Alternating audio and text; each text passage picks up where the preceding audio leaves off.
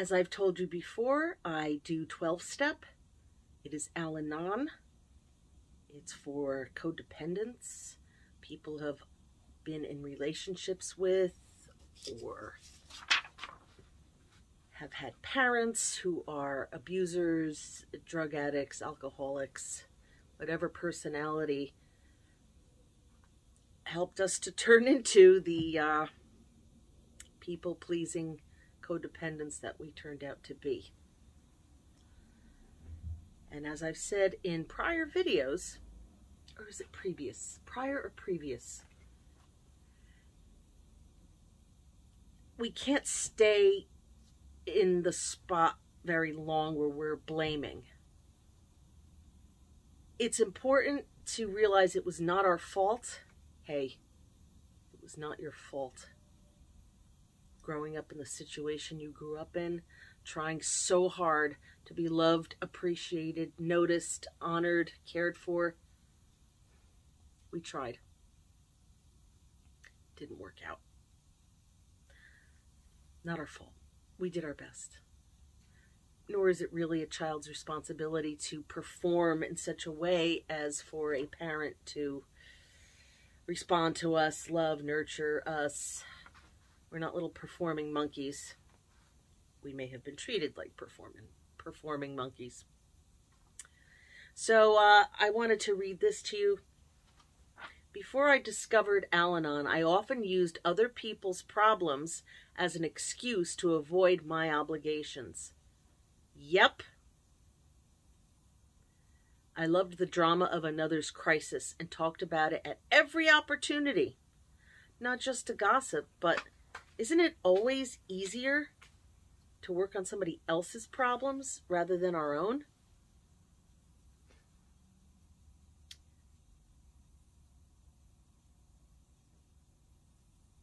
Anything to take the focus off of us, because if that's how we were raised, to always be focusing on the caregiver, parent, spouse, whatever, always focusing on their issues in order to anticipate their moods, then our brain patterns formed around prioritizing someone else's problems in order to get our needs met. And then we just continue that on into adulthood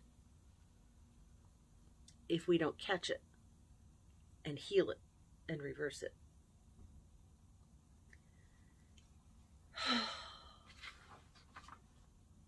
I found that I was overly interested in others because I had such a low opinion of myself. When I acted as if someone else's life was more important than mine, I was harming myself. Focusing on myself was the beginning of building self-esteem. It's not easy at first. It's going to feel very unnatural. We might even feel bored. We might not even feel worthy of our own attention.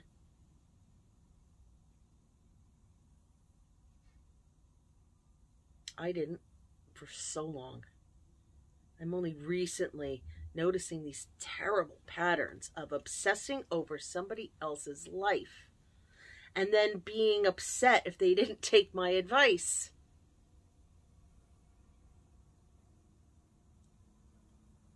I wouldn't even keep a female cat because a female cat was too much like me being a female.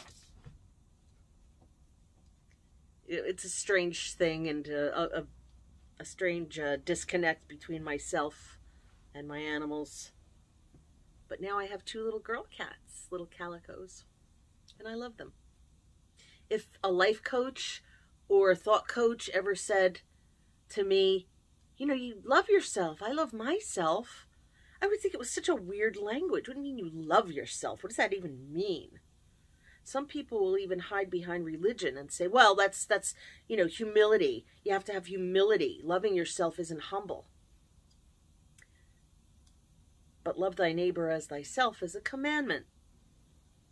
So if you don't love yourself, how can you follow that commandment?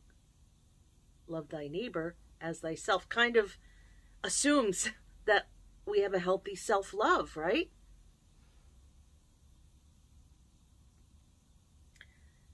Some of us never learn these lessons before we die. I don't want that to happen to you. I definitely don't want that to happen to me. I would like to practice a healthy self-love now in this lifetime, and not always be jumping to try to solve someone else's problems. Sure, consult me for advice. I'll share an opinion, but I can't treat it like an addiction, because people pleasing and helping and fixing can be just as much of an addiction as it is to be addicted to a substance. Anything to keep our minds and our hearts off of our own issues.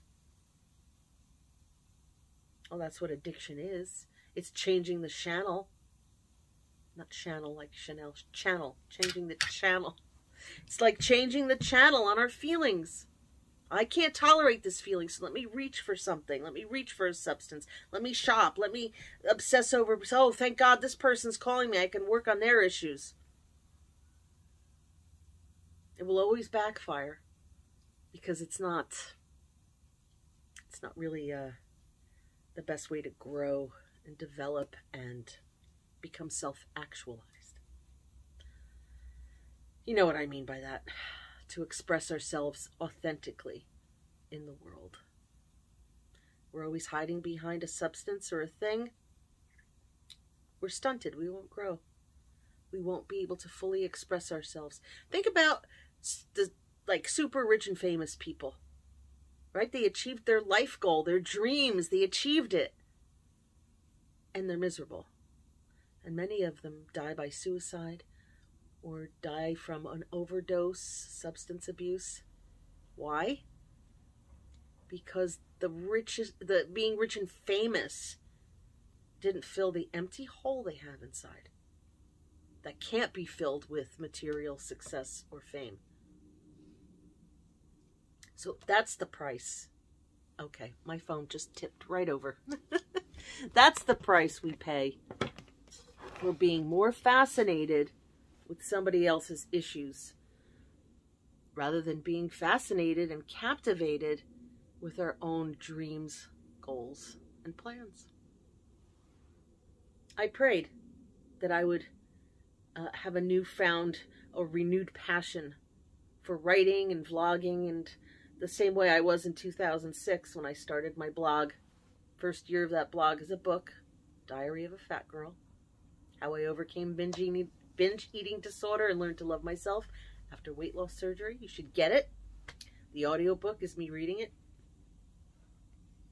But then I went tumbling down the rabbit hole into other people's lives and other people's goals and ambitions, and you'll see it in my upcoming book, From Wheelchair to Warrior.